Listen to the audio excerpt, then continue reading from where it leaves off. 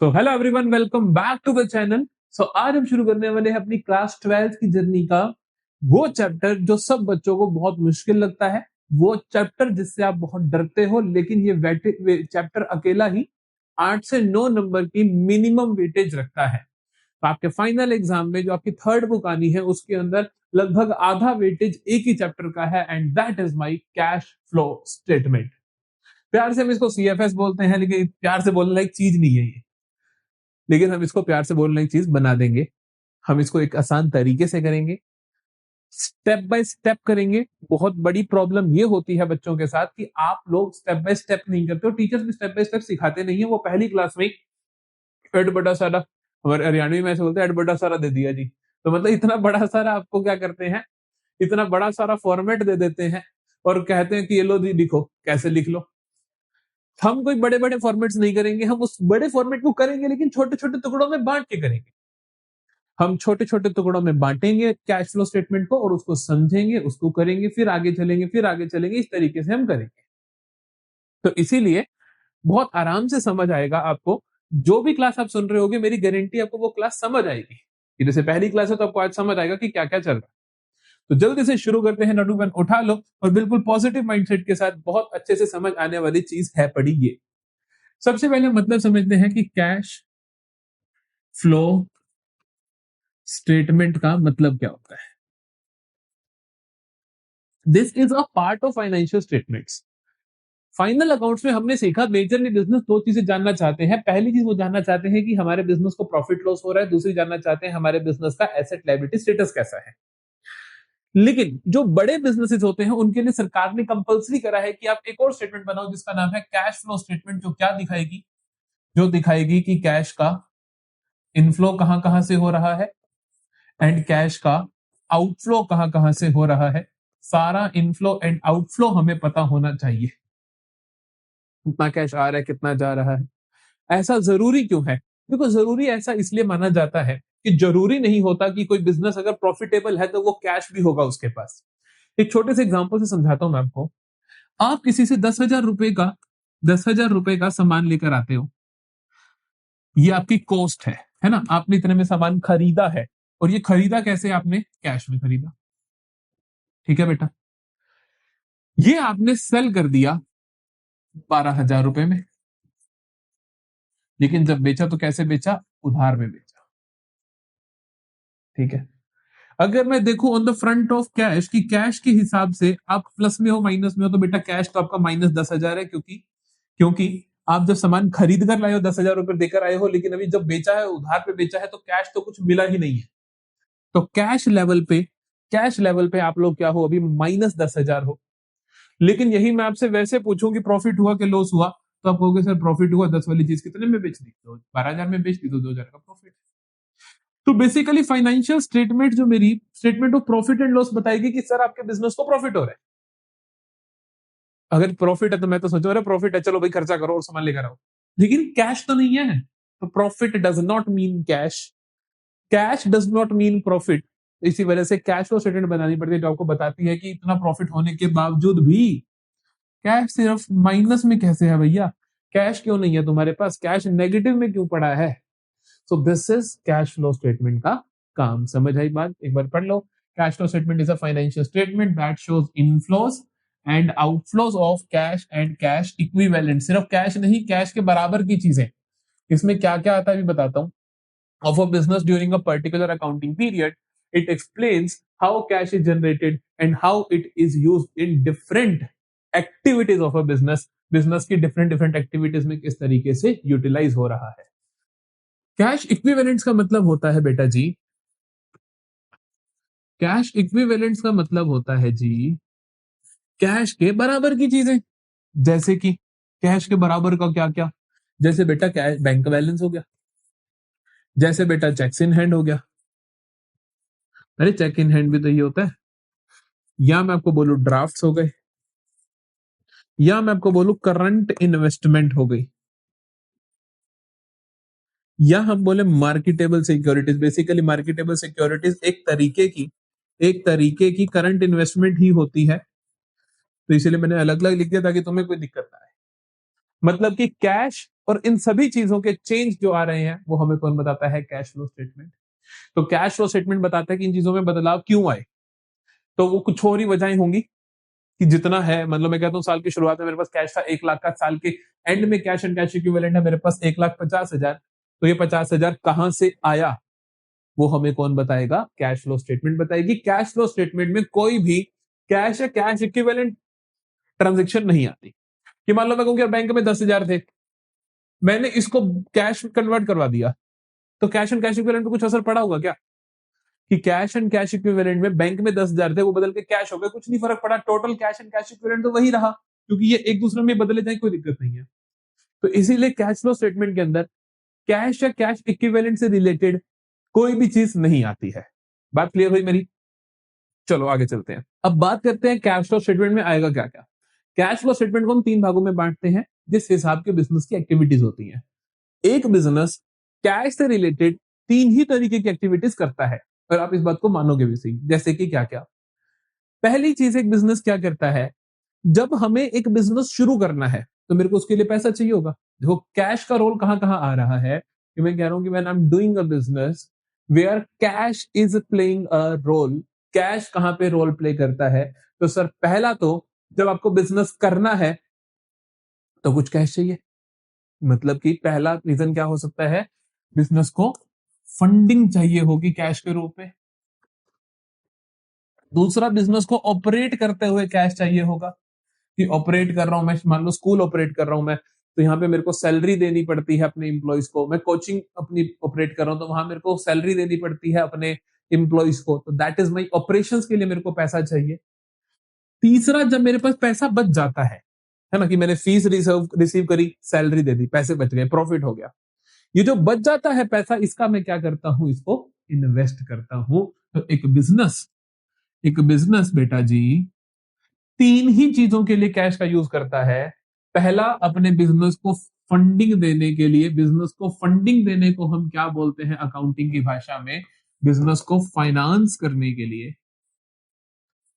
Operate करने के लिए ऑपरेटिंग, और इन्वेस्ट करने को हम बोलते हैं इन्वेस्टिंग। तो मैं कहूंगा कि बिजनेस एक्टिविटी कितने प्रकार की है? 3 प्रकार की है बिजनेस एक्टिविटी। बिजनेस एक्टिविटी कितने प्रकार की है? 3 प्रकार की है। एक होती है हमारे पास financing activity,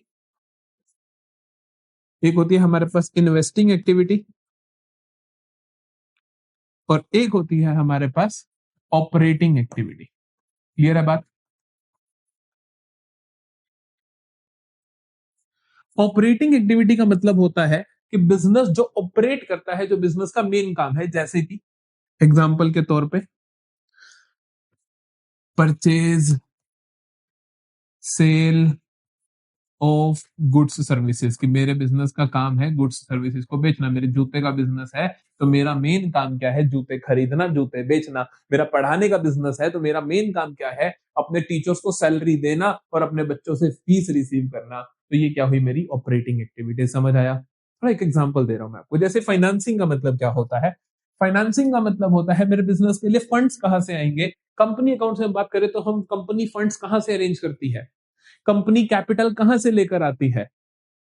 share holders fund के कॉलम की चीजें याद करो। कैपिटल कहां से लाती है? जब मैं बोल रहा हूं कैपिटल तो मतलब कैपिटल इंप्लॉयड, कि कैपिटल इंप्लॉयड का फॉर्मूला ध्यान करो, रेशियो एनालिसिस हमने पढ़ा कि कैपिटल कहां से आती है?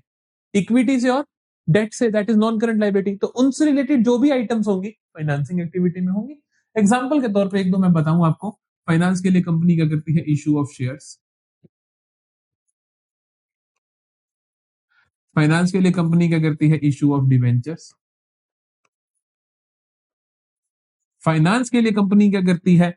Raising bank loan. नहीं समझे मेरी बात? तो ये सब काम कंपनी क्यों करती है? फाइनेंस के लिए। इन सब का उल्टा, जैसे शेयर्स को पैसा वापस करना, डिबेंचर्स को पैसा वापस करना, लोन का पैसा वापस करना, वो भी फाइनेंसिंग एक्टिविटी में आता है। ये सब तो क्या है? ये सब तो क्या है बेटा? इसके इनफ्लोज है, कि पैसा आ रहा है। अगर फाइनेंसिंग के आउटफ्लोज जानने जाओगे तो हम कहेंगे कि शेयर्स को पैसा वापस कर देना।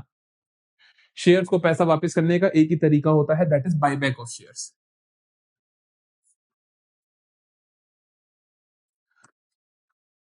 Buyback of shares, redemption of debentures, debentures को पैसा वापस कर देना। नहीं समझे मेरी बात?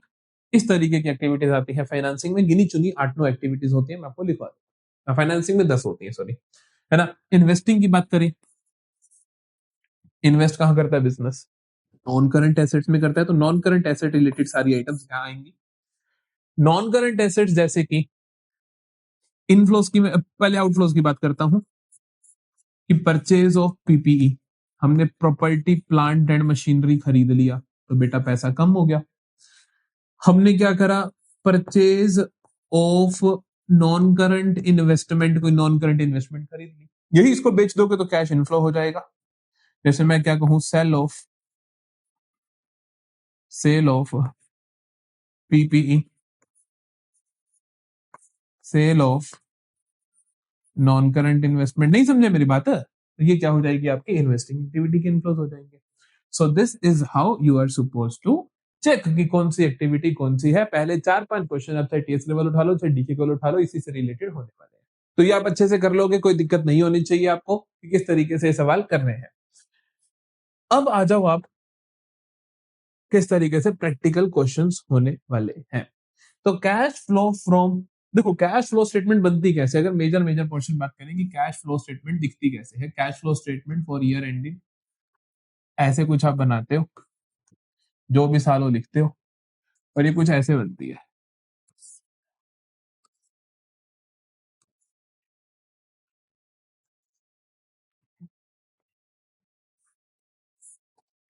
ठीक है, बनती कैसे है, कुछ ऐसे बनती है। सबसे पहले आप एक चीज निकालते हो, that is cash flow from operating activities. एक इसका कॉलम हेडिंग बनती है, एक हेडिंग बनती है आपकी cash flow from investing activities, वो यहां निकालते हो आप।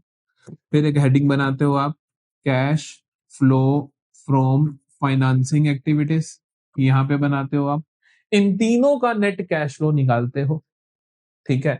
इन तीनों का आपके पास आ जाता है net flow from all activities, सारी एक्टिविटीज का फ्लो निकाल देते हो कि कौन सी एक्टिविटी, सारी एक्टिविटी से मिला जुला के कितना कैश आया या गया। इसमें जोड़ देते हो opening balance of cash, opening balance of cash and cash equivalents, तो आंसर आ जाता है आपके पास closing balance of cash and cash equivalent. बड़ी कॉमन सेंस की बात है कि हमें पता चल जाए कि हर एक्टिविटी से कितना कैश आया गया। मान लो सपोज आया 20,000, तो साल की शुरुआत में था 1 लाख, तो एंड में कितना होगा, 1,20,000 ही तो होगा। यही हम कह रहे हैं कि नेट फ्लो कितना हुआ, उसमें जोड़ दो कि ओपनिंग बैलेंस साल की शुरुआत में कितना था, तो ये बराबर होगा, पक्की बात है, क्लोजिंग बैलेंस के। That's it, this is how you are suppose to make cash flow statement. लेकिन क्या इतना ही आएगा? अरे भाई इसके अंदर बहुत कुछ आएगा, है ना। तो आज शुरुआत करवाता हूं मैं तुम्हें, आज मैं शुरुआत करवाता हूं तुम्हें cash flow from operating activities. Cash flow from operating activities अपने आप में सबसे बड़ा टॉपिक है इस चैप्टर का।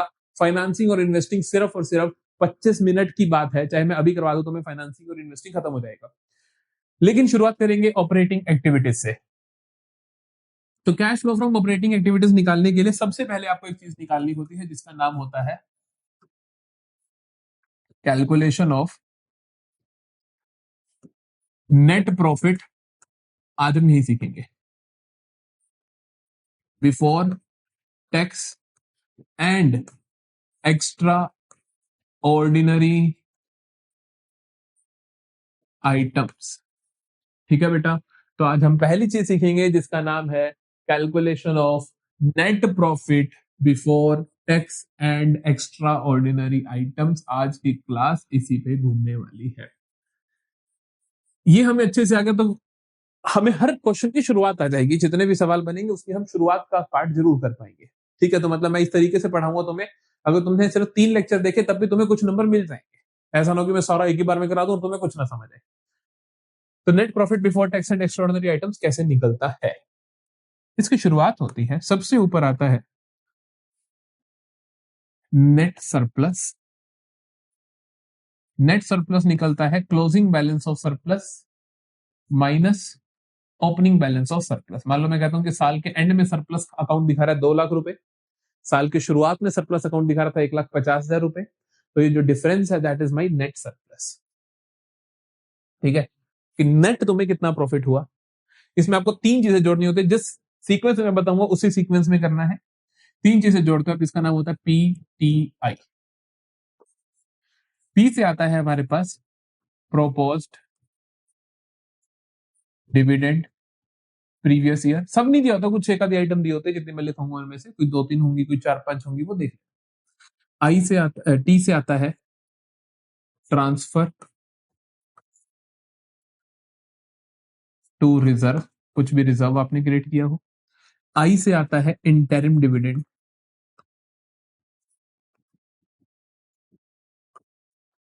During the year. एक बार आराम से लिख लो, मैंने तुम्हें कह रहा कि कुछ समझ आए। जब मैंने पहली बार पढ़ा था मेरे को भी समझ नहीं आया था, है ना। मैं चाहता ही नहीं कि तुम्हें समझ आए। एक बार तुम नोट्स लिखोगे पहले, फिर आराम से जैसे जैसे सवाल आएगा मैं आपको समझाता चला जाऊंगा कि कौन सी चीज क्या होगी। ये करने के बाद आपके पास आ जाएगा net profit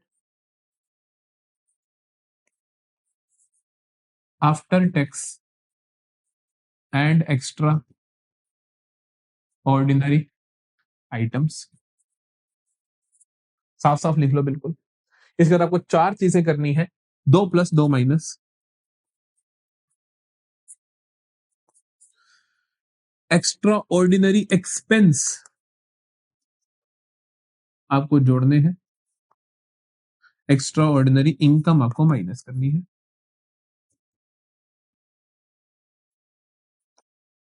provision for tax current year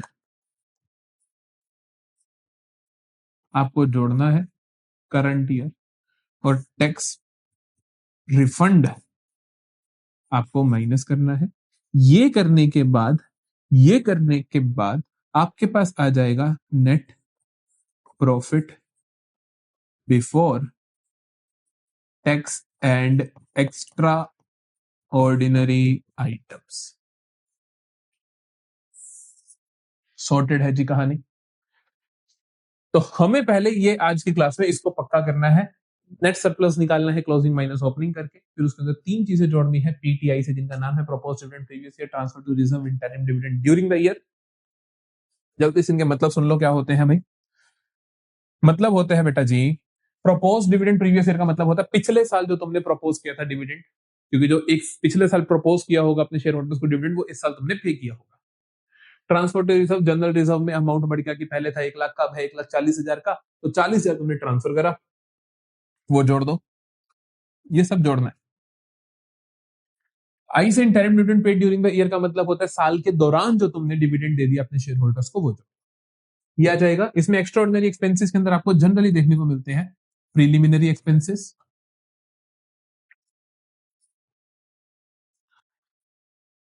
और आपको देखने को मिलता है लॉस बाय समथिंग, किसी भी तरीके का लॉस। एक्स्ट्राऑर्डिनरी इनकम से जनरली आपको देखने को मिलता है इंश्योरेंस क्लेम रिसीव। ठीक है, जनरली आपको ये देखने को मिलता है। सॉर्टेड है कहानी। तो ये आपके पास पूरी लिस्ट है। बाकी चीजें आपको एज इट इज दी होंगी। Provision for tax current year लिखना होता है, मतलब मैं आपको दो बैलेंसेस दिए होंगे, करंट ईयर वाला आपको लिखना है, पिछले साल वाला नहीं लिखना है। ठीक है, चलो क्वेश्चंस करते हैं, कुछ कुछ हमें समझ आएगा। पहला सवाल, the following extract is taken from balance sheet of KBC limited. Surplus दे रखा है आपको, ये देखो साल की शुरुआत, ये साल का एंड। अरे यूरो का साइन क्यों लगा दे, इतने अमीर कब से हुए हम, है ना। तो साल की शुरुआत में है 5 लाख, साल के एंड में है 8 लाख। डिविडेंड पेबल दे रखा है, the final dividend propose for the year ending 31 March 2022 और 31 मार्च 2023 का दे रखा है। You are required to prepare notes to show net profit before tax and extraordinary items. इसको हम प्यार से बोलते हैं पीबीटीई, है ना। Net profit before tax and extraordinary items हम बोलते हैं एनपीबीटीई, है ना, net profit before tax and extraordinary items. लिखें जल्दी से। सबसे ऊपर आता है हमारी हायरार्की में, सबसे ऊपर हम क्या लिखते हैं जल्दी बताइए, नेट सरप्लस। कैसे निकलता है बेटा जी, क्लोजिंग माइनस ओपनिंग। क्या दे रखा है, सरप्लस, ये रहा सरप्लस। क्लोजिंग क्या है, ईयर एंड वाला। क्लोजिंग माइनस ओपनिंग, 8 लाख में से 5 लाख माइनस कर दो, कितना आया, 3 लाख। सॉर्टेड है जी कहानी। अगली चीज आप देखोगे, डिविडेंड पेबल दे रखा है। डिविडेंड पेबल का उन 7 आइटम जो हमने लिखी, क्या कहीं पर भी डिविडेंड पेबल नाम की चीज थी, नहीं थी। तो छोड़ दो, ऐसे दे रखी होंगी एक्स्ट्रा चीजें, छोड़ दो, कहीं नहीं जाएगा भाई। तो the final dividend propose for the years 2022 and 2023 were 3 lakh and 3.5 lakh. चीज का नाम पढ़ो, क्या है? Final dividend proposed. क्या प्रोपोज्ड डिविडेंड कहीं पे आया? बिल्कुल आया था पिछले क्वेश्चन में। प्रोपोज्ड डिविडेंड प्रीवियस ईयर जोड़ देना होता है पीटीआई के अंदर। कौन सा जोड़ना होता है? Proposed dividend previous year. पिछले साल का कौन सा है? पिछले साल बोले तो 22 और 23 में से पुराना कौन सा है? 2022। तो 3 लाख, 3 लाख रुपए आप जोड़ दोगे। आप लिखोगे प्रोपोज्ड, आप लिखोगे प्रोपोज्ड डिविडेंड प्रीवियस ईयर। कितना है? 3 लाख। अच्छा, और भी तो कुछ हो सकता है? और कुछ नहीं है, बस एक ही आइटम मिली है ना। ऐसे कितनी भी मिल सकती हैं। This is your, this is your net profit before tax and extra ordinary items, NPBTEO। Sorted है जी कहानी। चलो अगले सवाल पे भागे। अगला सवाल देखो, बहुत सारे क्वेश्चन हैं, बहुत सारे क्वेश्चन। यहाँ पे बहुत सारी आइटम्स भी हैं। निकालना फिर से वही है, you are required to determine net profit before tax and extra ordinary items for the year ended 31 मार्च 2023। शुरुआत कहां से करोगे? शुरुआत हम करेंगे सर नेट सरप्लस से।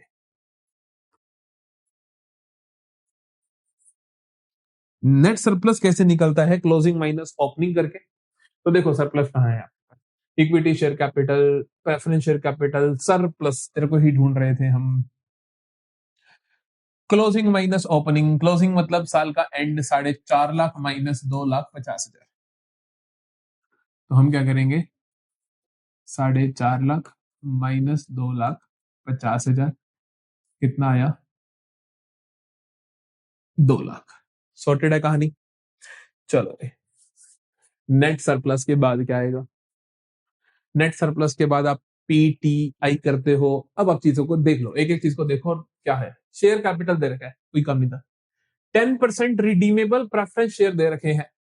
देखो 10% का मतलब होता है, ये जैसे आपको 10% दिखे तो इसका मतलब है कि 10% ब्याज है इन पे। और रिडीमेबल प्रेफरेंस शेयर है तो प्रेफरेंस शेयर पे डिविडेंड होगा, 10% होगा। कुछ तो होगा, इसको सर्कल करके रखते, कुछ तो होगा, एक बार एडजस्टमेंट भी पढ़ लेंगे। डिविडेंड पेबल का कुछ नहीं करना होता, हटाओ। Propose dividend on equity shares for the year ended 31 March 2022 and 31 मार्च 2023 में 1.5 लाख एंड 1,50,000। प्रोपोज डिविडेंड कौन सा उठाना होता है बेटा? प्रीवियस ईयर का उठाना होता है। प्रीवियस ईयर 2023 है या 2022 है? 2022 है। 2022 का अमाउंट कौन सा है? 1,50,000। तो हम क्या करेंगे? जोड़ देंगे। हम क्या करेंगे? ऐड कर देंगे। प्रोपोज्ड डिविडेंड प्रीवियस ईयर कितना? 1,50,000। 1,50,000।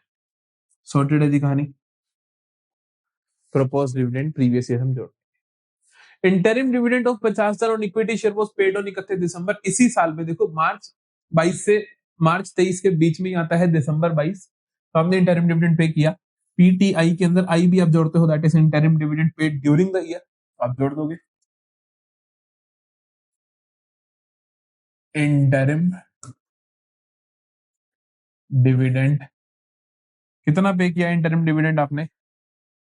हमने पे करा 50,000 का। हमने पे करा 50,000 का। लो जी, जोड़ दिया जी। ठीक है, इंटरिम डिविडेंड भी जोड़ दिया। फिर क्या है? यहाँ कुछ भी नहीं है। ओके जी। अब एक चीज आपको ध्यान रखनी है, एक नोट आपको ध्यान रखना है कि when dividend for equity shares is paid,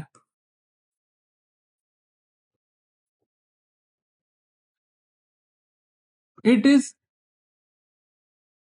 sure that preference share dividend has also been paid।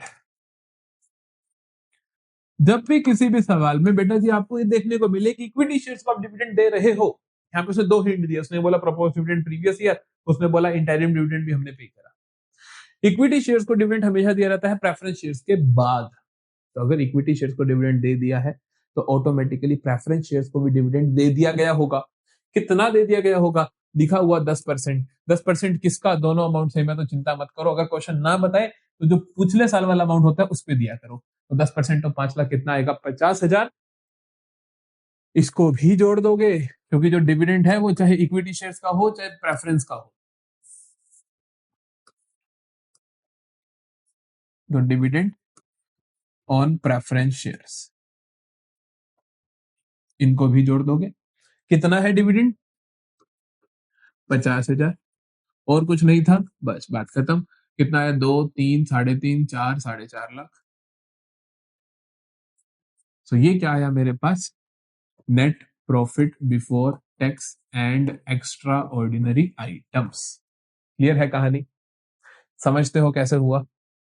कि हमने क्या करना है कि अगर इक्विटी शेयर्स को डिविडेंड दे दिया है तो ऑटोमेटिकली जूम करके चलना है कि प्रेफरेंस शेयर्स को भी दे दिया गया होगा। ठीक है, चलो अगला क्वेश्चन देखते हैं। From the following extract of balance sheet of global limited determine net profit before tax and extraordinary items. हमने कहा ठीक है, उसके लिए हमें सबसे पहले चाहिए होता है नेट सरप्लस। हमने कहा नेट सरप्लस बता दो हमें। नेट सरप्लस हमें कितना दे रखा है?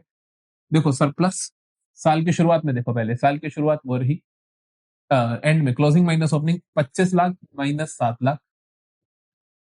25 लाख माइनस 7 लाख कितना हुआ? 18 लाख, है ना? सॉर्टेड है।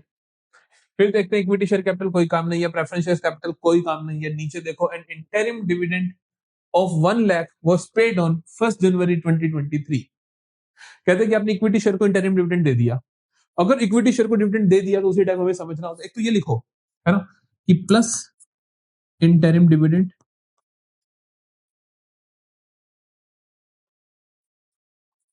कितना है? 1 लाख का।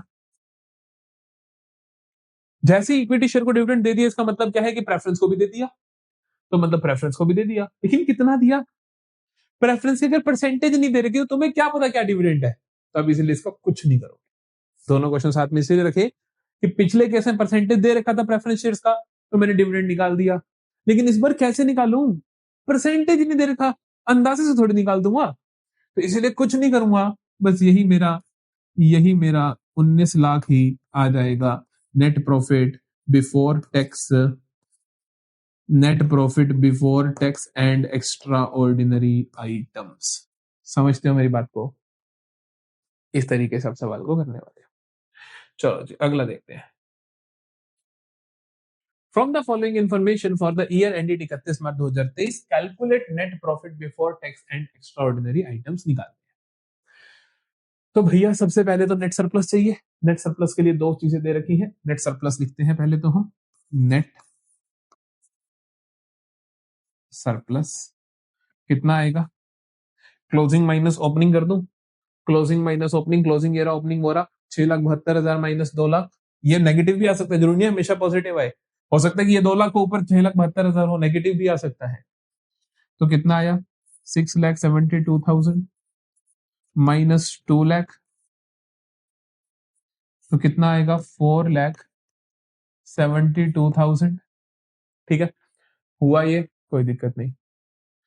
फिर हमें जोड़नी होती है चीजें या माइनस देख लो तो जो आइटम्स उनको देख लेंगे। ट्रांसफर टू जनरल रिजर्व क्या करना होता है? पीटीआईटी से transfer to reserve, transfer to reserve कर दिया, 2 लाख जोड़ दो, प्लस ट्रांसफर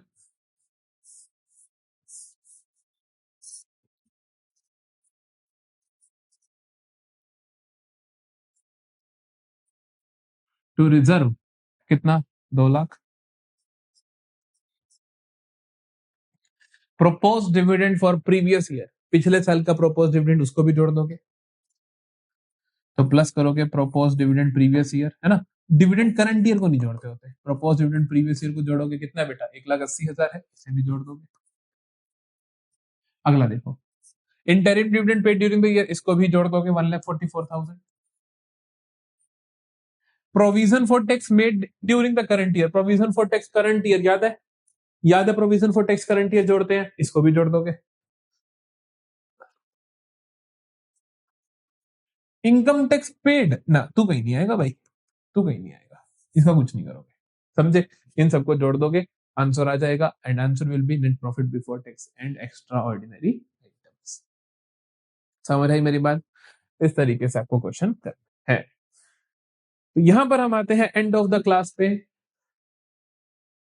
जितना हमने सीखा, आपके फाइनल एग्जाम के 1 या 2 नंबर पक्के हैं, क्योंकि कैश फ्लो का जो क्वेश्चन आएगा उसके अंदर पहली चीज आपको यही निकालनी होगी, है ना। तो पहली चीज ये निकालनी होगी, it will help you a lot, कि सबसे पहले आप ये निकाल लो, बाकी सारी चीजों में से ये सब ढूंढ के।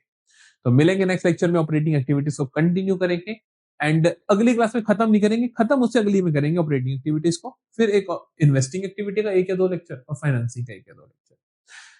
हाँ, एक एक लेक्चर ही आएंगे उनके, और फिर एक लेक्चर आएगा आपके पास, 2 लेक्चर आएंगे प्रैक्टिस क्वेश्चंस के। तो इस तरीके से चैप्टर चलने वाला है। जितना जितना करवा रहा हूँ साथ साथ करते चले जाओ, प्रैक्टिस भी कर सकते हो अपनी नोट, अपनी बुक्स में से। ठीक है, तो मिलते हैं नेक्स्ट क्लास में।